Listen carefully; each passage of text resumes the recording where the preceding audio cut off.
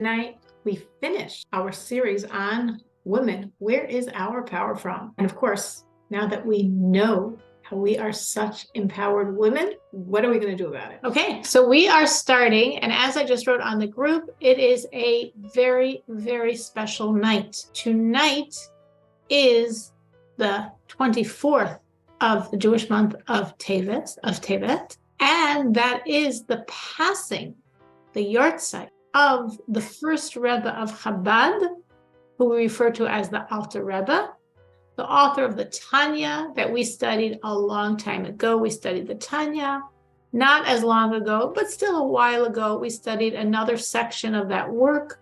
We studied a portion of the letter of repentance. Why am I saying such a special night? Well, whenever a tzaddik, a completely holy, godly person, passes away in the Jewish thought, that day is a good day. It's a positive day. It's a day that we're told brings atonement. But actually, the Alter Rebbe himself explains even more. But before we do that, last week I thought and forgot. This week I'm not going to do this twice in a row. We used to always be very careful to make a blessing on studying Torah before we began the class.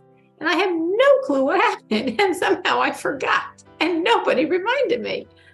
And last week I was like thinking about it, and I was totally prepared to do it, and I forgot. And I almost forgot a second time. It just shows you the state of my brain.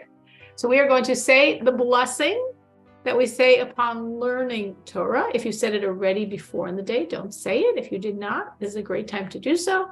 And then we're going to say the verse of Shema, because once you say a blessing on something, you have to partake of it. You make a blessing on fruit, you got to eat a fruit. Make a blessing on Torah, we say a verse of Torah. So now we're going to say the blessing. Again, if you said it already today, don't say it. Otherwise, please participate. Baruch atah Adonai Eloheinu melech ha'olam asher bachar banu mikol ha'amim v'nasan lanu es toraso. Baruch atah Adonai nosein HaTorah, Shema Yisrael, Adonai, Eloheinu, Adonai, Echad.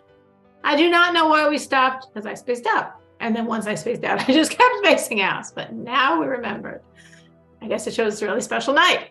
So as I was saying, tonight is the yahrzeit. Tonight and tomorrow is a day marking the passing of the first Rebbe, the first leader of Chabad, of the Chabad dynasty, the Chabad Hasidic movement. Every time we have the anniversary of the passing of a very godly person, it's a very special day. The person who taught us how special the day is the Alter Rebbe himself. The Alter Rebbe taught that on the day of the passing of a tzaddik meaning a purely godly person, always does right, never does wrong, and has even conquered his own inner reality, that not only on the outside of his action, speech, or thought, but even on the inside of his inner workings of his soul, it's only godly. Everything else has been transformed, crushed, removed. On such a day of the passing, the yahrzeit, the anniversary of the passing of the tzaddik, all the good, the godly that he accomplished his entire life ascends to a new level. And from that ascension, godliness comes down to our world and, as the Alter Rebbe states, creates salvation in the world, causes salvation in the world. Now, this is true. He's not discriminating. He's not saying, I mean this when I pass away. He was talking about the passing of any such godly individual, any such tzaddik. But surely on his own passing, as the one who actually taught us this concept, as one who shared with us this secret, that on the day of the passing of a tzaddik, all of his godliness, all he accomplished ascends to a whole new level and comes down to this world and creates salvation. So surely tonight and tomorrow is a very special time. It's a very special time for us to create salvation. So how do we create this salvation? So one way, of course, is to connect to the tzaddik. So I thought we could take some time tonight before we begin our regularly scheduled program and study a little bit of Tanya, his work, because a tzaddik, a godly person, he invests himself in his Torah writings. So when we study those writings, we're not only understanding the concepts, we're also connecting to the soul of the author of those concepts. So if tonight and tomorrow is a time when the Alter Rebbe's energy is especially dominant, when, as the Alter Rebbe talked, it brings salvation in this world, then we would like to connect to his energy. And each one of us, I'm sure, would like a piece of salvation. So before we start studying the Tanya now, which we'll do briefly, and then continue with the talk that we are going to conclude tonight, the topic that we're concluding tonight, I thought it would be nice if every one of us could think now, okay, this is our 24 some hours. It began about 3 hours ago. So 21 some hours where the energy of the Alter Rebbe is shining, where it creates salvation in this world. So what piece of salvation would I like to get addressed? I thought it'd be very nice if we could all think of the piece of salvation that you would like to see that the Alter Rebbe's energy helps create. Of course, sometimes you can have many things on the list. If everyone could think now of one thing at least, if not, you want to think more, that's of course. But think of something, at least one thing that you would like to see salvation in. And we're turning to this energy, to the dominant of the moment energy of the Alter Rebbe, that's especially shining, especially luminous at this moment, because it's the time of his passing, the day of his passing, the energy of his passing, and that it should come to us and it should truly bring salvation. Cheryl? Mm-hmm. I don't think I understand the concept of salvation. And the concept of why the passing of the tzaddik connects to this idea? But yeah, but maybe it's words that I don't understand. It's like when I look at the word, it's saving from something, like saving from harm, right? Salvation, yeah. Yeshua, the Hebrew word is Yeshuos, Yeshua, which means, yeah, saving, a saving. It could be from something bad. It could be to move you to a greater good. But maybe I didn't explain the concept clearly. Throughout our lifetime, so I'm now giving the backstory on the concept because I probably went through it a little too quickly. Throughout our lifetime, we, regular people, do good. We do good every day. Every day we make choices, and hopefully we make many good choices, and good choice, godly choice, the choice that God wants us to make, and another good choice, and another good choice. Each one is like creating a bit of light above God and light in our world. And of course, sometimes we make choices that aren't so good. So we add a bit of dark. Hopefully we add much more light than darkness. When a person passes away, the totality of all those lights that they created from the moment they were born all come together like one intense beam of light, the accomplishments of an entire lifetime. And that's true for every one of us. For the tzaddik, for the completely godly person, no negativity. He's not making bad choices. Only godly. That's what it means to be a tzaddik, to be a purely godly person, not just a good Jew. Totally different level. A purely godly person who has no evil inside of him. He's not struggling between good and bad. He could be struggling between good and good, which is the right good of the moment. But good and bad, there's no bad in his lexicon. It's literally not a struggle, not his arena. How did he achieve that? Through a lot of work. But once he's there, evil's not his issue. He doesn't bother him at all. He's only working in godliness.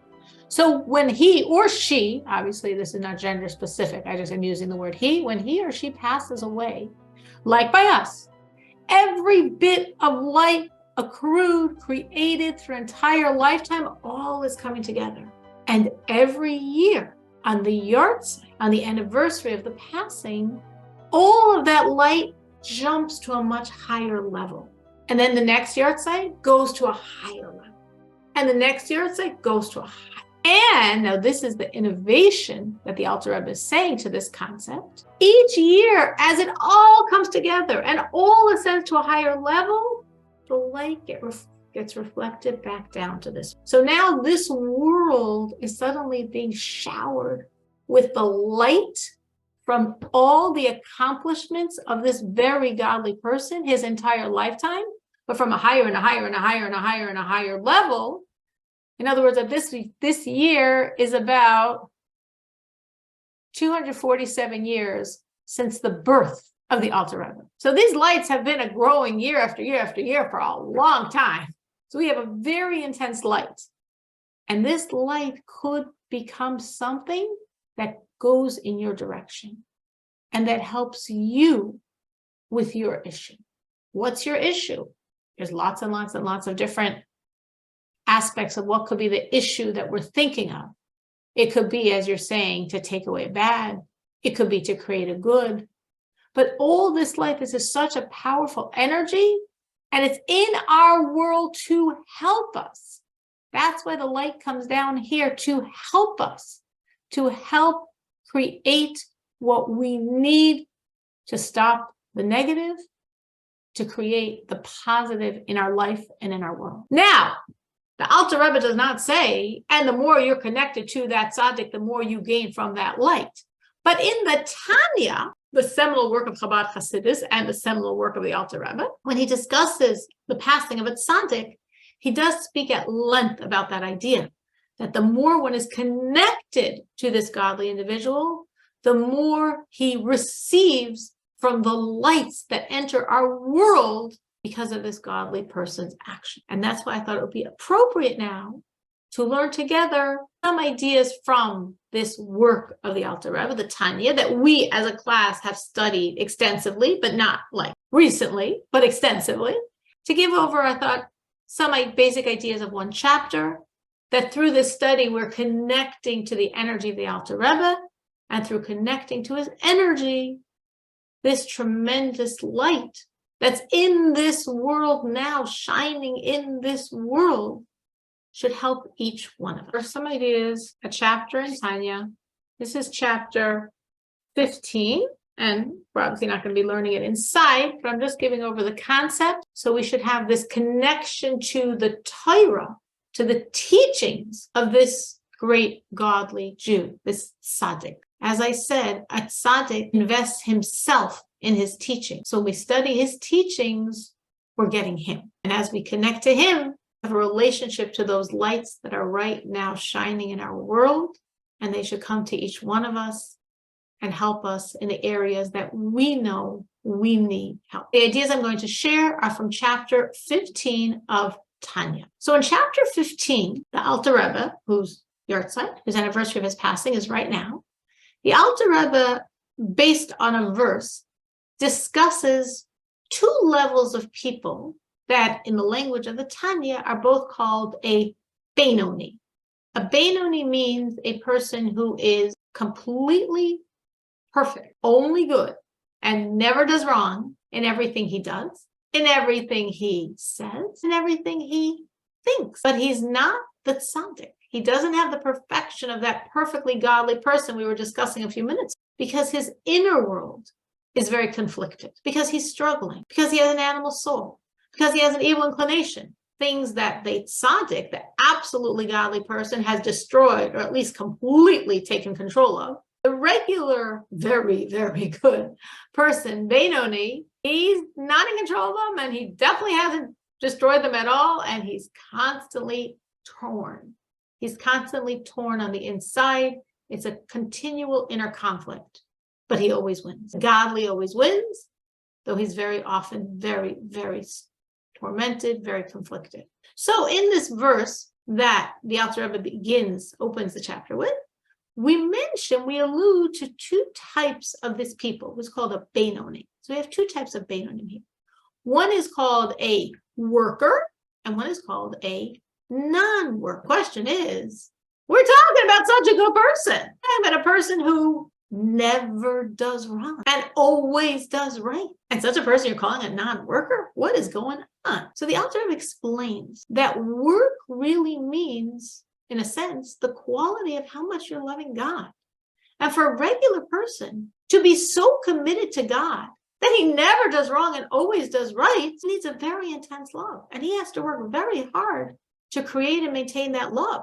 And that's why he's a worker. But some people don't need as intense a love to be so perfect. Why?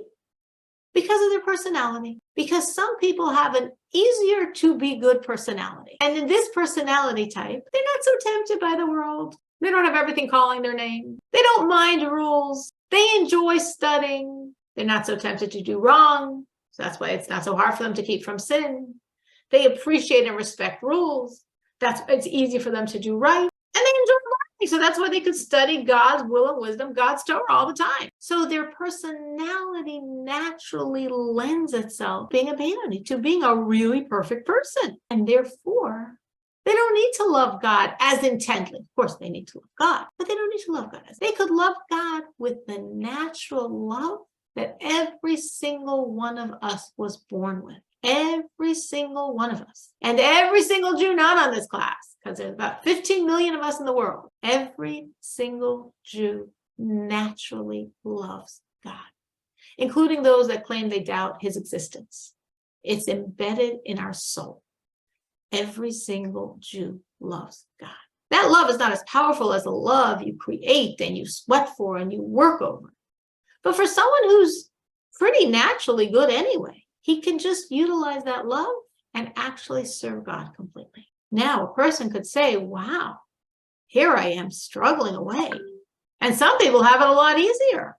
They're just naturally good. They naturally do the right. They're not tempted to do the wrong. They like to learn. What about me? I don't like to learn so much. I'm tempted to do the wrong. I'm not always so interested in doing the right. I have it much harder. So you know what? I have an idea. And I think this idea is very practical, which is why I want to bring it out. I have an idea. I want to change my nature. A lot of us think that whatever our nature is our nature. That's what we are. That's what we will always be. Like, here, leave me. This is me. A lot of people have that attitude in life. The Alter Rebbe says, not at all. No one is stuck. No one should say to themselves or about themselves, this is me. So I'm not a very good parent. So I lose my temper. So I'm impatient. I'm not very generous. I'm not very other-centered. I get nervous. I'm insecure. This is me. The Alter Rebbe says, no way. Everyone can choose to be the master over their nature and change their nature. And the Alter Rebbe says it's a very simple strategy. You just keep acting like the nature you want to have. And the more you again and again and again act the other nature, the fake nature, the not you nature, it actually becomes you, which in our context of this chapter means this person who doesn't love to learn and doesn't always want to do the right and is tempted by the wrong, like a very normal person, he's going to act the part.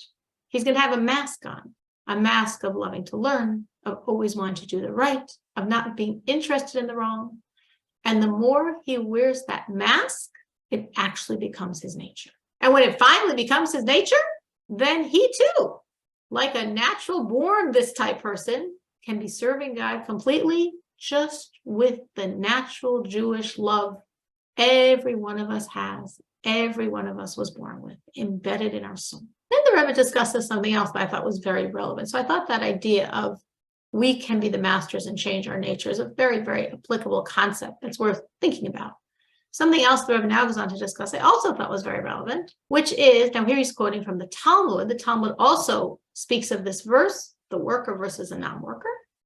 And the Talmud says, what's the difference between a worker and a non-worker? And the Talmud says, well, the worker is someone who reviews everything he learned 101 times. And the non-worker only reviews his learning 100 times. What in the world is the Talmud saying? I mean, I'm a teacher. If someone reviewed their learning 10 times, I would be ecstatic. What does the Talmud mean? In the days of the Talmud, people didn't really have access to books. Obviously, there were no printed books in those times. In those days, they would have handwritten scrolls, manuscripts. And obviously, being a handwritten manuscript, there weren't so many of them. So when a person is studying something, to acquire it, they had to have it embedded in their own brain. No reliance on Google or a physical library, let alone a virtual library, nothing. Whatever you learned, you had to be that walking repository of information. And therefore, in the days of the Talmud, everyone was trained from as soon as they started studying that whatever you learn, you review 100 times. After 100 times of review, it's yours. You're the library. It's in your filing cabinet, your brain. And that tremendous number was the norm. And therefore, the Talmud says, a person who reviews his learning 100 times is a non-worker, because that's the norm. That's what everyone does. That's what you were trained to do. You want to be a worker? No problem. Review your learning 101 times. One more time. I mean, 100 is a tremendous number. What's one more time? It's actually a very big deal, that one time, because it actually requires you to get past your nature, to go past and beyond what you're used to. And that's very difficult. So in a sense, it's very easy. In a sense, it's very difficult. It's very easy. You already learned it 100 times. One more time. Just one more time. It's very difficult. I'm done 100 times. I'm done. That's my cap. That's what I'm used to. That's what I'm trained to. And to really push to that one more time, we need a very big commitment. But when you do so, it totally changes your status. You went from a non-worker to a worker. The Talmud, in explaining this concept, gives a metaphor from a rent-a-donkey market. We rent cars, rent wrecks, they rented donkeys. And you rented a donkey for 1 coin. And this coin allowed you to have this donkey walk 10 Persian miles, which was a day's walk from dawn to sunset, right? From as soon as it's light enough to walk. I mean, it couldn't walk at night. Donkey could trip and break his leg. So from as soon as it's light until it's dark, the donkey would do 10 Persian miles. But let's say you need the donkey to get you 11 miles away from where you are now. What are you going to do? So you say, excuse me, I need 11 miles. And the owner says, okay, double money, 2 coins. You're like, what? Rip off. I'm going to the next donkey market down the block. No problem. We all have the same rules. 10 miles, 1 coin. 11 miles, 2 coins. Why? Because the donkey walks 10 miles a day. Doesn't walk 11 miles. He's not used to walk 11 miles. To get him to walk that 11th mile, that's putting a lot of strain on this donkey. Commentator on the Talmud explained that for the donkey to walk 11 miles, since again, the donkey has to walk within the light of day, he's going to be walking fast all day long. To get in that 11th mile, his whole day is different. And that's why it's double money. By the end of the day, he's a very exhausted donkey. But this is a very strong implication for us in our own work. When we want to wake up our service to God, when we want to move from a non-worker to a worker, we need to add something. +1, whatever the thing is. However small it might seem. It could seem very big, could seem very small. It could be very small. It's a +1. And when we do that +1, we move from being a non-worker to a worker, from being a person who's maybe set in their God-serving ways, to being awake and alive all day long. Just as a donkey's whole day is different because of that 1 mile, and that's why it's double money. When we add in serving God, in anything, however small that thing is, it changes the quality of our whole day. And that's why we move from being a non-worker to a worker. So I thought that was a really, really practical concept in terms of our own spiritual relationship with God, that sometimes we sort of reach a status quo. Okay, this is me, and thank God it's a good me, and we all come to Tanya Tuesday nights and Monday nights. I'm sorry, it's not Tanya and it's not Tuesday. I'm teaching Tanya now, so I'm confused. We all come Monday nights to our class, and many of you do many, many, many other things. Some of you do good things to serve God all day long. So you're good, you're great, you're amazing, you're wonderful. And that's your status quo, which according to what the author is saying, status quo sort of makes you a non-worker by default. Because to be a worker, you always have to be pushing. You always have to be going beyond your limits, however good and amazing your limits are.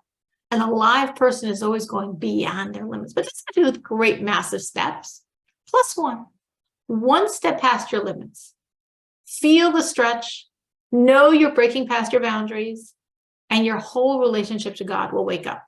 And then when this +1 became natural and became the norm and became the new status quo, you find something else to add in, another +1. It could be small, but breaking past your limits, and again, you're alive, you're awake, you're a worker, your whole relationship feels real. And that's how we continue in our journey to God. The Rebbe then concludes the chapter by saying, actually, there are two factors in terms of what we could really call someone who has a working relationship with God. One is the quality of the love, as we discussed in the beginning of the chapter. Is this a love I created? Is this a love I was born with? But another factor is also the quality of the service. Meaning if someone's a worker, if someone's constantly working on growing in their relationship, wherever they're holding on the ladder, they're at like rung 3, but they move from 3 to 3.5, from 3 to 3 1/4, and then from 3 1/4 to 3.5, and then they get from 3.5 to 4, they're a worker because they're getting closer and closer to God. It does not make a difference how small are the increments, as long as you are working on your relationship, as long as you are adding and growing and going past your limits. The Alter Rebbe says this is definitely a worker. In everything he does, in everything he says, in everything he thinks. Does someone have a question on this? This was a very brief rendition of a chapter of Tanya, which we did tonight. If anyone joined in the middle and was wondering what we're doing here, we did this tonight to connect to the energy of the Alter Rebbe. That is now the time of his passing, because we really want to all be connected to those beautiful lights that are shining in our world at this moment from the accomplishments of his entire lifetime, and that should create salvation for each one of us. And through studying his work, as we just did, we have an even deeper connection to him, to his Torah, his teachings, and to all that light that's now shining in our world. Any questions on anything I just said from that chapter of Tanya? Okay, well, I picked it because I thought it was very straight and very naturally applicable. So hopefully we can all find some practical application. So we are going to now, with that rather long introduction, we're now going back to what we were talking about. We really would like to conclude this series tonight.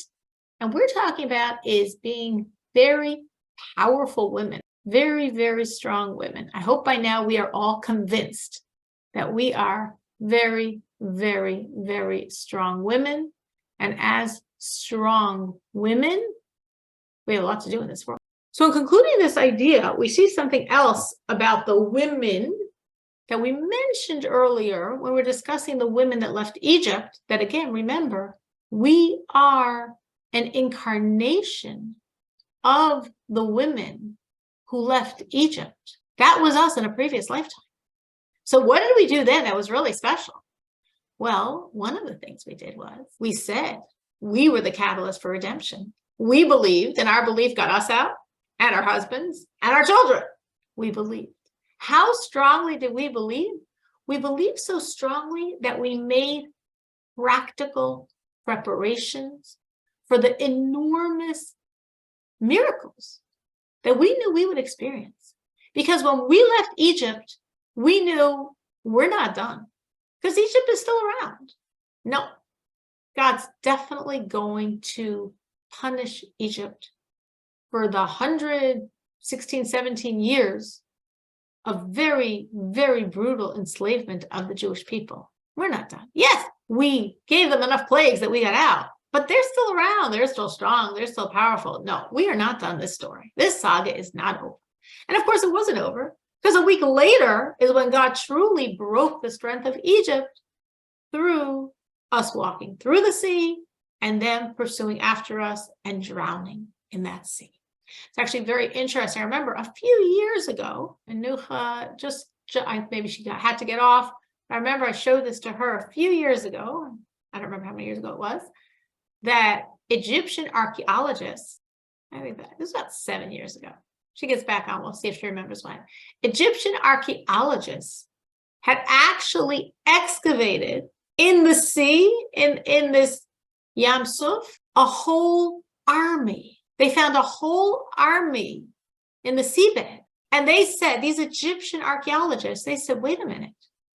We found the army. We found, obviously, this thousands of years old remnants of chariots, people, horses, but we don't see the remnants of any ships. If an army is traveling over the water and something happens and the ships capsize, the same way we see the chariots, the same way we see the bones of horses and people, a whole army, we need to see the ship's destruction. Where are the pieces of the ships? And they said, these Egyptian archaeologists, they said, you know what?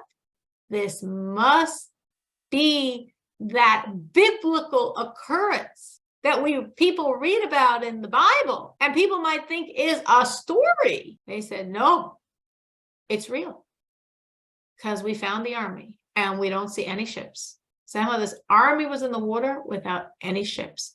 It must be what the Bible records. So this was, again, I don't remember, I'm guessing about 7 years ago that they came out with this, and I thought that was so powerful. So we were there, because that was us in a previous lifetime. We were all there. You don't remember? Honestly, I don't remember either. But we were all there. We were those women. And we got through the water, and we pulled out our tambourines. And we pulled out our drums and our drumsticks.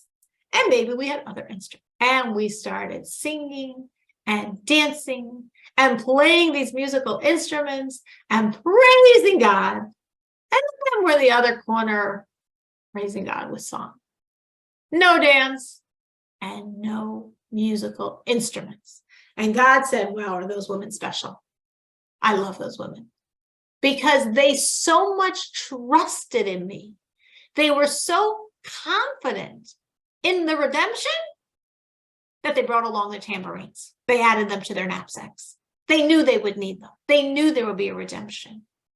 And this is a very special power we have. Being strong Jewish women. It means we're positive. We're optimistic. We're confident. Because it's easy in life to not be positive, optimistic, or confident. You could sort of be pessimistic, assuming life's going to batter you and try to protect yourself from that. Don't get your hopes up so you don't get hurt. No, that's not us. We are positive, optimistic, confident people, confident that life's going to be good, confident that God's going to do good, confident that we're going to see all that redemption. And that's why we make practical preparations, meaning the same way those women put their tambourines in their knapsacks, we could do other things that express the same confidence. One thing a person could do to really express their confidence in God is, before God comes through, to say something. I don't know if it's exactly the way you asked, the right answer for your question. There's no right answer, so you can't have a wrong answer. But I have all these plans to be learning more.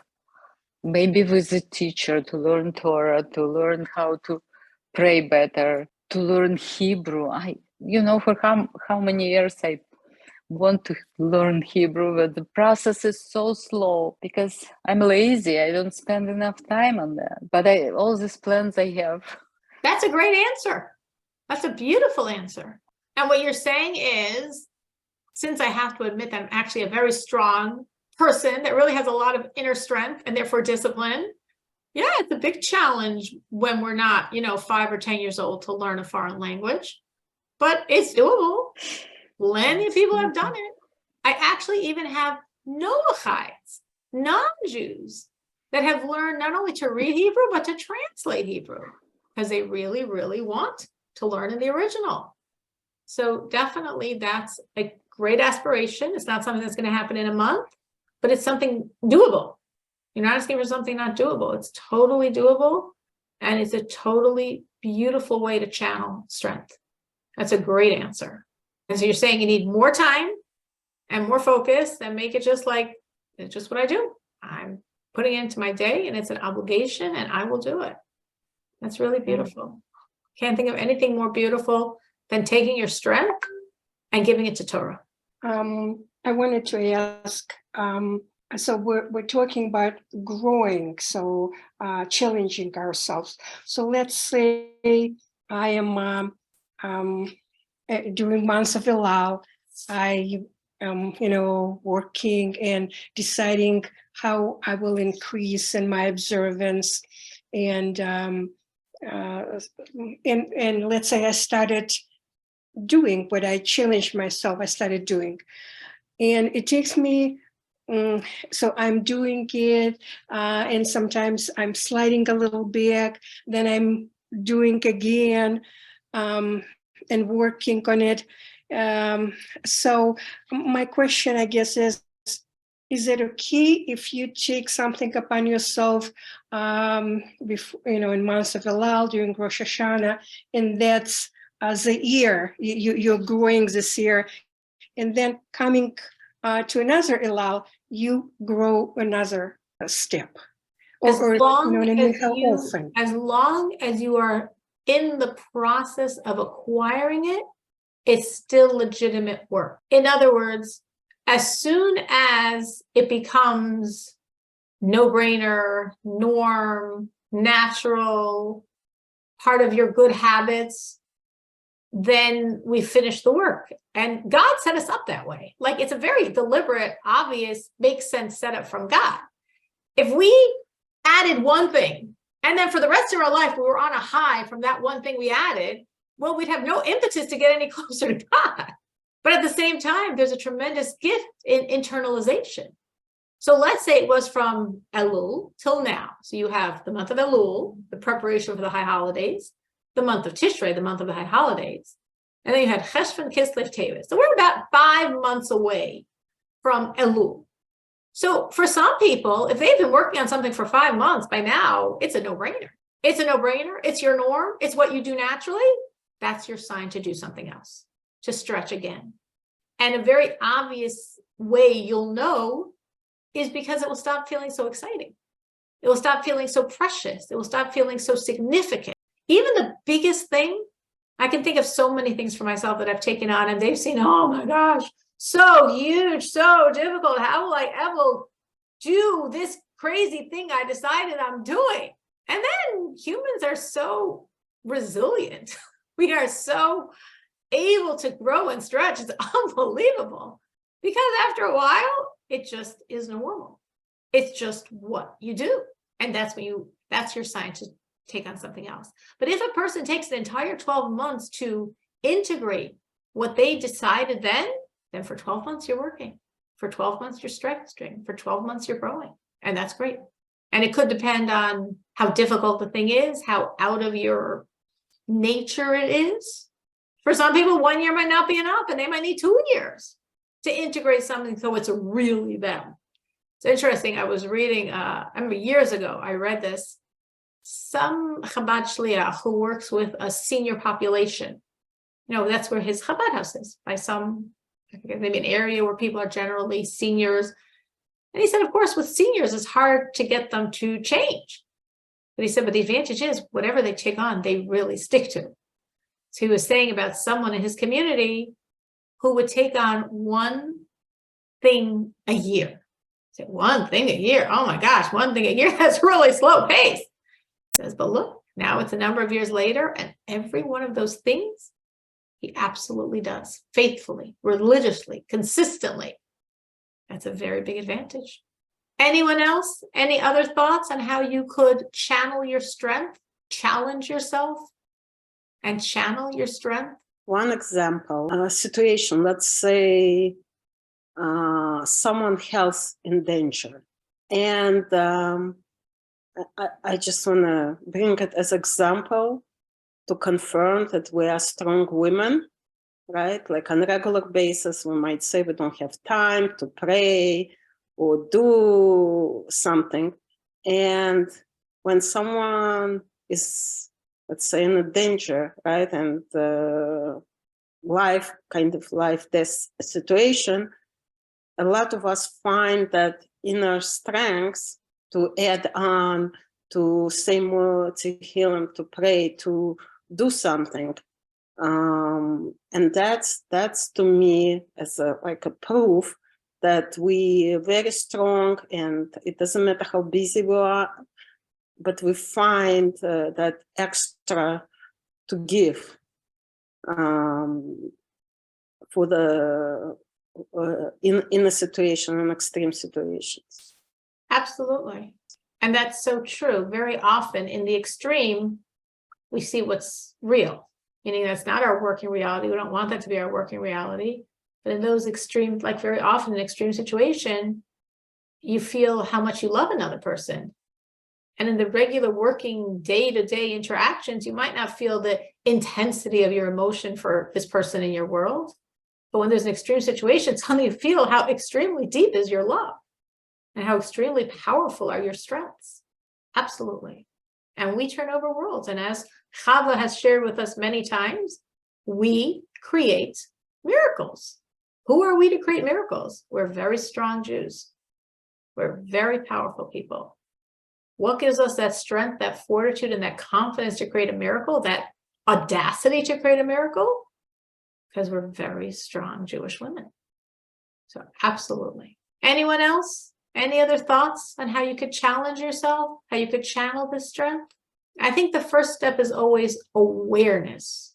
When you know who you are, when you know what you are capable of, then you could demand to move with it.